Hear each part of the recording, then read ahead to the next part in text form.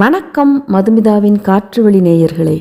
இன்றைய நமது சிறுகதை வாசிப்பு நிகழ்வில் நாம் பார்க்க இருப்பது எழுத்தாளர் ந. பிச்சமூர்த்தி அவர்கள் எழுதிய சிறுகதை ஞானப்பால்.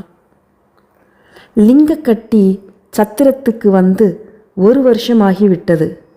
அவன் வந்தது தனக்கடித்த அதிர்ஷ்டம் என்றுதான் தவசிப்பிள்ளை நினைத்து கொண்டான். எப்பொழுதுமே தனக்கு அதிர்ஷ்டம்தான் என்ற நினைப்பு அவன் நெஞ்சில் தடித்தே இருந்தது. ஆனா ஆவண்ணா தெரியாத கறிக்கட்டைக்கு 15 ரூபாய் சம்பளமும் சாப்பாடும், தினம் 6 பேருக்கு சாப்பாடு போட்டு சமாளிக்கும் அதிகாரமும் எல்லோருக்கும் லேசில் கிடைத்து விடுமா என்ன? பிள்ளைக்குட்டி இருந்திருந்தாலாவது துரதிருஷ்டத்தை பற்றி நினைக்க வேண்டியிருக்கும். சத்திரத்து முதலியாரை வைய வேண்டியிருக்கும். தவசிப்பிள்ளையின் அதிர்ஷ்டம் அவன் ஒண்டிக்கட்டை. முதலெடுப்பிலேயே முதலியாரை வாழ்த்திடும் வாய்ப்பாகவே அந்த வேலை அமைந்து விட்டது. அதை தவிர வாழ்த்துவதற்கு அதில் இன்னும் பல வாய்ப்புகள் இருந்தன. போக போகத்தான் தெரிந்தது. சத்திரத்துக்கு வேண்டிய கரிகாய் சாமான்கள் வாங்குகிற பொறுப்பு அவனைச் சேர்ந்ததுதானே. அவன் முதலில் யோகியனாகத்தான் இருந்தாலும் கைக்கு உரையை போட்டுக்கொண்டு தேன் எடுக்க முடியுமா? கையில் ஒட்டி கொள்வதை நக்காமல் தான் இருக்க முடியுமா? அவனுக்கு தெரியாவிட்டாலும் சொல்லிக் கொடுக்க வதங்கிய கத்தரிக்காயும் தேசல் படிக்கல்லும் தக்கை போட்ட எண்ணெய் செம்பும் கரிகாய் கடைக்காரியும் மளிகை மாணிக்கம் செட்டியாரும் இருக்கும் பொழுது அவனால் என்ன செய்துவிட முடியும்? முதலாளியை வாழ்த்துவதற்கான ஆதாரங்கள் இதில் எல்லாம் ஏராளமாக இருந்தன. சத்திரத்துக்கு தவசிப்பிள்ளைதான் சர்வாதிகாரி. ஆகையால் சட்டமும் இல்லை, நெறிகளும் இல்லை. தானம் கொடுத்த மாட்டை பல்லை பிடித்து பார்ப்பார்களா? அங்கே வேலை செய்து கொண்டிருந்த ஆளுக்கு தவசிப்பிள்ளை ஒரு நாள் சீட்டை கிழித்து விட்டான். ஆனால் பாவம், தவசிப்பிள்ளை பேரில் மட்டும் குற்றம் சொல்லக்கூடாது. அதிர்ஷ்டம் வந்து பிடரையில் குந்தி கொண்டு கட்டளையிட்டால் நிறைவேற்ற வேண்டியதுதானே. ஒரு நாள் எங்கிருந்தோ ஒரு லிங்கக்கட்டி அங்கு வந்து சேர்ந்தான். வந்தவனை தவசிப்பிள்ளை ஒன்றும் கேட்கவில்லை. சத்திரத்துக்கு வந்த பிறகு பெற்ற அனுபவத்தால் தவசிப்பிள்ளைக்கு எக்ஸ்ரே பார்வை வந்துவிட்டது. அதனால் அதன் உதவி இல்லாமலேயே தவசிப்பிள்ளையால் லிங்கக்கட்டியை எடை போட்டுவிட முடிந்துவிட்டது. மழுக்கிய தலை, கழுத்திலே வெள்ளிப்பெட்டி மூடிய லிங்கம், இடுப்பில் பழுப்பேறிய வேஷ்டி 4 முழ நீளம், 24 அங்குல அகலம். லிங்கக்கட்டி தலையை தடவிக்கொண்டு நின்றானே ஒழிய எதுவும் பேசவில்லை. ஆனால் தவசிப்பிள்ளை பதில் சொல்லிவிட்டான். சமையல் ஆன பிறகு சாப்பிடலாம். இப்போ எங்கே இருந்து எங்கே போகிறீங்க? பண்டாரத்துக்கு ஊரேது பேரேது போக்கிடமேது, சோறு கண்டால் சொர்க்கம். ஒரு கவலை சோறு இங்கே நெதம் கிடச்சா இதுதான் போக்கிடும். அதை இதை செஞ்சுக்கிட்டு கிடந்துடுவேன். தவசிப்பிள்ளைக்கு ஒரே யோசனை. ஆளை பார்த்தால் சுமை தாங்கி மாதிரி இருக்கிறான். எந்த வேலை வைத்தாலும் தாங்குவான். சமையல் பாத்திரம் விளக்குகிற காத்தானோடு தினம் போராட முடிகிறதா? 5 ரூபாய் சம்பளம் மிச்சம் மீதம் தினம் சோறு கிடைக்கிறதே, அது போதாதாம். தினம் அடித்து கொள்கிறான். சோறு கொடுத்தால் குழம்பில்லையா என்கிறான். குழம்பு கொடுத்தால் கறி இல்லையா என்கிறான். சோறு குழம்பு கறி கொடுத்தால் இவ்வளவுதானோ என்கிறான். இவன் வம்பே இல்லாமல் ஒழித்து விட்டால் சுமை தாங்கிதான் வந்திருக்கிறான். ஒரு கவளம் சோறு செலவு 5 ரூபாய் மிச்சம். மறுநாள் காத்தான் சீட்டு முன் அறிவிப்பின்றி கிழிக்கப்பட்டது. லிங்கக்கட்டிக்கு அந்த பதவி அளிக்கப்பட்டதென்ற விஷயம் தெரியவே தெரியாது. சோற்றுக்காக தினம் ஊராய் அலைய வேண்டாம். 1 மணி நேரம் பாத்திரம் தேய்த்து பண்டம் கழுவி கொடுத்தால் புண்ணியம். நாவுக்கரசர் உழவாரப்படை வைத்திருக்கவில்லையா? பெரிய அதிர்ஷ்டம் அடித்து விட்டதாக லிங்கக்கட்டிக்கு அதிக மகிழ்ச்சி. தவசிப்பிள்ளையும் தனக்கு அதிர்ஷ்டம் அடித்ததென்று நினைத்து கொண்டான். வந்த புதிதில் எல்லாமே நன்றாக இருந்தன.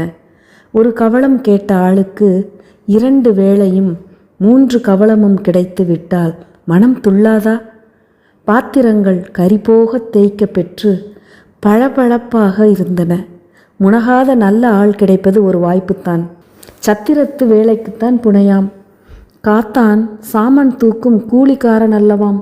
என்ன லூட்டி அடித்து கொண்டிருந்தான். அப்பாடா என்றிருந்த தவசிப்பிள்ளைக்கு தினம் சாப்பிட்டு விட்டு சத்திரத்து திண்ணையில் லிங்கக்கட்டி படுத்து கொண்டபோது ஆயாடி என்று சொல்லிக்கொண்டே ஆறுதலாக படுத்து கொண்டான் தவசிப்பிள்ளை. அதோடு விஷயம் போய்விடவில்லை. சத்திரத்தில் வந்து போகிறவர்கள் லிங்கக்கட்டியை பாராட்டாமல் போவதில்லை. நல்ல ஆளு, பக்திமான், நாள் தவறாமல் மணி பிசகாமல் திருக்குளத்தில் பல்லை தேய்த்து துணி துவைத்து குளித்துவிட்டு பட்டையாய் திருநீரிட்டு கொண்டு கிழக்கே சூரியனை பார்த்து தவறாமல் செய்கிறாரே, அது ஒன்னே போதும். இந்த மாதிரி ஆளை பார்க்கிறதே அபூர்வமாயிடுத்தே என்று வியப்படைவார்கள். ஆமாம், இந்த கிரியைகளை லிங்கக்கட்டி அலட்சியப்படுத்துவதில்லை. அதற்கு மேல் படிப்பு கிடிப்பு என்று லிங்கக்கட்டி தொந்தரவு எதுவும் பட்டுக்கொள்வதில்லை. ஒரு கால் சிவசிதம்பரம் என்று சொன்னால் இருக்காது ஊழ்வினையே என்று மட்டும் பேச்சு நடுவில் புகுத்துவான். அதை நம்பினானா இல்லையா என்று கேட்டால் அவனுக்கே சொல்லத் தெரியாது. லிங்கக்கட்டி வெள்ளை வேட்டி பண்டாரமான போது சமய அறிவு ஒன்றையும் சம்பாதித்து கொள்ளவில்லை. லிங்கத்தை கயிற்றில் கட்டி கழுத்தில் மாட்டிக்கொண்டு செய்ய வேண்டிய காரியங்களை எல்லாம் சொல்லி கொடுத்துவிட்டு பசுபதியும் பரந்த உலகமும் இருக்கு மட்டும் கவலையில்லை, கிழக்கே போ என்றார்கள். அன்று முதல் சொன்னபடி செய்து கொண்டு வந்தானே ஒழிய தன் கிரியைகளையும் மனத்தையும் பிணைக்க வேண்டுமென்று அவனுக்கு தோன்றியதில்லை. இரண்டும் ஒன்றிய செயல் நெறி காண வேண்டும் என்று துடித்ததில்லை. எனவே சத்திரத்துக்கு வந்து போகிறவர்களில் யாராவது 2 அணா 4 அணா கொடுத்தால் அதை மறுப்பதில்லை. மறுக்க வேண்டும் என்று தோன்றியதில்லை. அதற்கு மாறாக காசு தேவையாக இருந்தால் கொஞ்சம் புது காசாக கொடுத்து விடுங்கள் என்று வாங்கி கொண்டு கெட்டியாக இடுப்பில் சொருகிக் கொள்வான். வந்த 8-9 மாதங்களுக்குள் புது விளக்குமாறு தேய ஆரம்பித்து விட்டது. லிங்கக்கட்டியின் பேரில் எவ்வித வஞ்சனையும் இல்லை. தவசிப்பிள்ளையோ பெரிய பேர்வழி. நாளாக ஆக லிங்கக்கட்டியின் உணவில் 1 கவளம் 2 கவளம் குறைய ஆரம்பித்தது. சில நாள் கறியோ குழம்போ கூட இருக்காது. சத்திரத்துக்கு வந்தவர்கள் அதிகமாக சாப்பிட்டு விட்டார்கள் போல் இருக்கிறது என்று நினைத்து கொண்டான். அவனுக்கு ஆட்சேபனை இல்லை என்றாலும் அவன் வயிறு புகார் செய்தது. 2 நாள் பல்லை கடித்து கொண்டிருந்தான். புண்ணியவான், தர்மம் பண்ணியிருக்கிறான், 1 கவளம் குறைந்து போனால் என்ன பிரமாதம் என்று 1 நாள் 2 நாள் நினைத்து கொண்டான். முடியவில்லை. 3வது தினம் முதல் சத்திரத்து சாப்பாட்டுக்கு பிறகு கருமாதி, கல்யாணம், மகேஸ்வர பூஜை என்று கேள்விப்பட்டால் தவறாமல் அங்கும் போய் சாப்பிடுவதென்று வழக்கப்படுத்தி கொண்டான். கொள்ளு தண்ணி ஊற்றுவதாக கேள்விப்பட்டால் கூட அங்கே போய் வாசனையாவது பார்த்து விட்டு வந்தான். அங்கெல்லாம் கூட 2 அணா 1 அணா கிடைத்தது. லிங்கக்கட்டிக்கு காசு கிடைக்கிறது என்று தெரிந்தவுடன் தான் தவசிப்பிள்ளை தேய்பிறை மரபை உணவில் புகுத்த ஆரம்பித்தான். சத்திரத்தில் பண்டாரத்துக்கு விருந்தா வைப்பார்கள். ஏதோ புண்ணிய காரியத்தில் அப்படி இப்படித்தான் இருக்கும் என்று சொல்லும் பொழுது லிங்கக்கட்டி கூட சகஜம்தான் என்று ஒத்து ஊதி விடுவான். வேண்டுமானால் ஏதாவது ஓட்டலில் வாங்கி சாப்பிடு சாமியாரே என்று உபதேசம் செய்வான் தவசிப்பிள்ளை. லிங்கக்கட்டிக்கு காசு சேர்ந்து போய்விட்டதென்று எப்படியோ தவசிப்பிள்ளை கணக்கு பண்ணிவிட்டான். அதை எப்படியாவது கரைத்து விட வேண்டுமென்ற விஷம எண்ணம் அவனுக்கு வந்துவிட்டது. தவசிப்பிள்ளையினிடத்தில் பணத்தை வைத்திரு என்று லிங்கக்கட்டி கொடுத்திருந்தால் இந்த விஷம எண்ணம் தோன்றியிருக்குமா என்பது ரசமான கேள்வி. ஆனால் விடை எளிது. நிச்சயமாக தோன்றியே இருக்காது. இதில் வந்த கஷ்டம் என்னவென்றால் பாலுக்கு பூனையை காவல் வைக்க முடியாது என்பதுதான். லிங்கக்கட்டி ஏதோ குருட்டு சாமர்த்தியத்துடன் சில்லறை அடகு பிடித்து வந்த கிழவியிடம் இந்த பணத்தை கொடுத்து வைத்திருந்தான். கடவுள் பொய்யாக போனால் கூட அந்த கிழவி பொய்யாக போக மாட்டாள் என்று அந்த வட்டாரத்திலே அவளுக்கு நல்ல பேர். ஆனால் இந்த ரகசியம் தவசிப்பிள்ளைக்கு தெரியாது.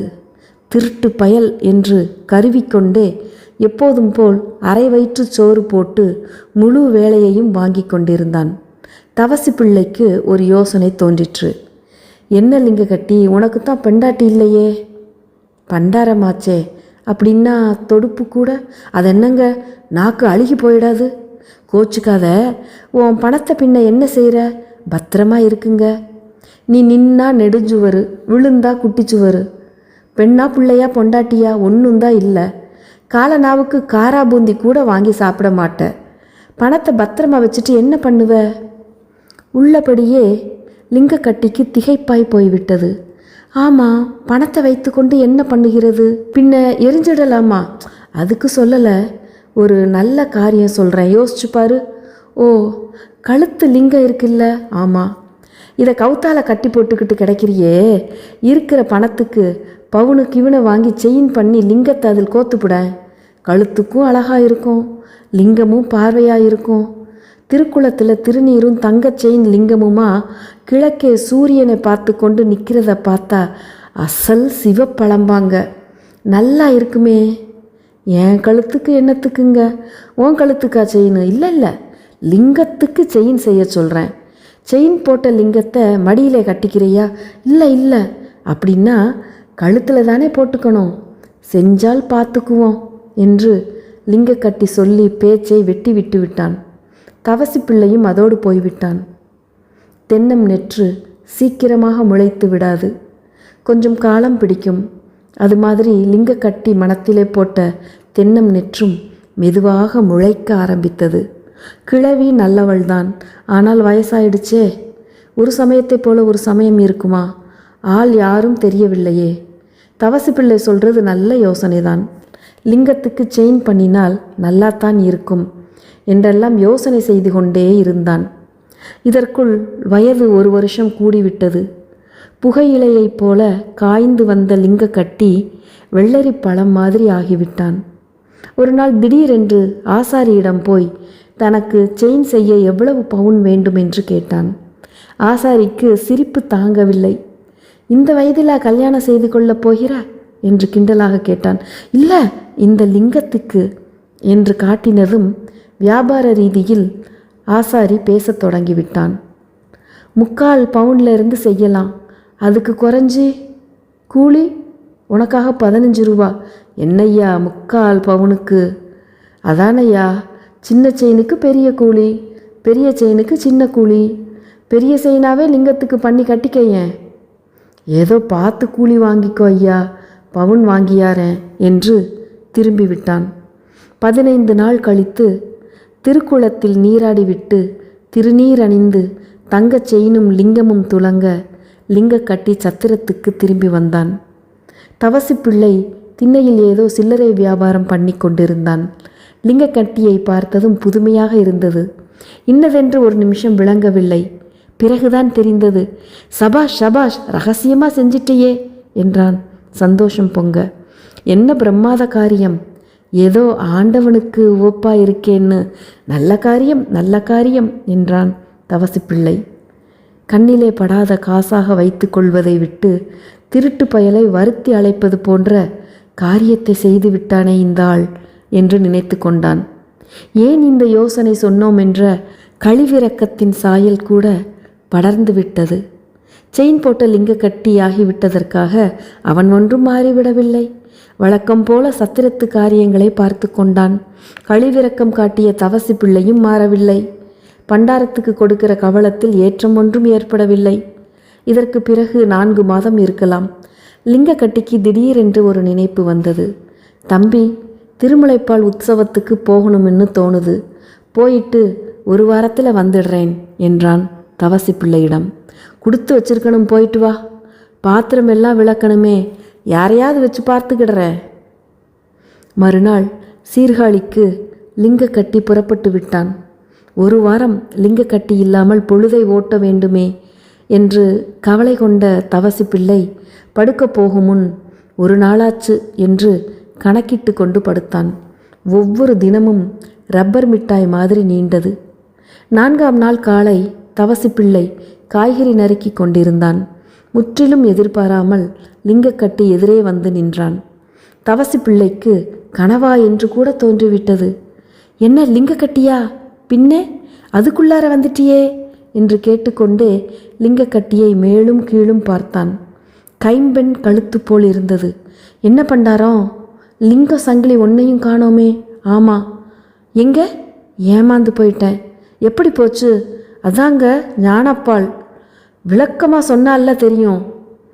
திருவிழா பார்த்துட்டு முந்தா நாள் ராத்திரி சத்திரத்து வாசலில் குந்திக்கிட்டு இருந்தேன். வேறு யாராரோ திண்ணையில் வாழைத்தோலை சீவி போட்ட மாதிரி தலைமாடு கால் மாடாக விழுந்து கிடந்தாங்க. திண்ணையில் யாரோ 2 ஆள் என்னவோ பதி பசு பாசம்னு சத்தம் போட்டு பேசிக்கிட்டு இருந்தாங்க. நடுவில் அதில் ஒரு ஆள் பாடினார். கொஞ்ச நேரத்துக்கெல்லாம் பேச்சு அடங்கி போய் பாட்டாக பாட ஆரம்பிச்சிட்டாரு. ரொம்ப நல்லா குயில் கணக்காக பாடினார். அப்படியே சாஞ்சிக்கிட்டு இருந்தவன் அதில் சொக்கி போயிட்டேன்.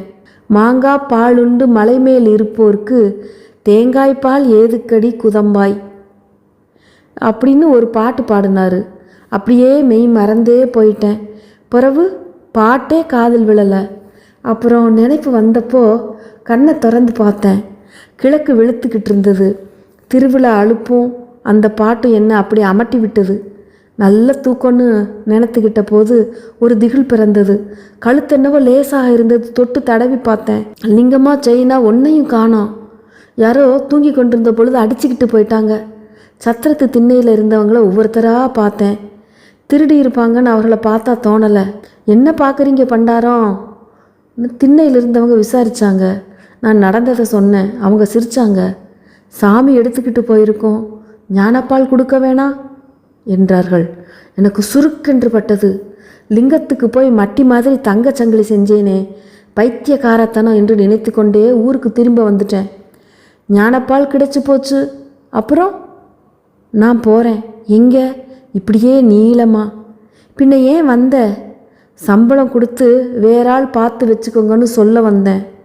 அட பாவி, நிஜமாவே ஞானப்பால் கிடச்சிட்டுதா? லிங்க கட்டி பதில் சொல்லவில்லை. மழுங்கிய தலையை தடவிக்கொண்டே தெருவில் இறங்கிவிட்டான்.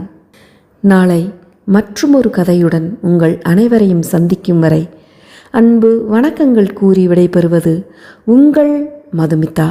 நன்றி, வணக்கம்.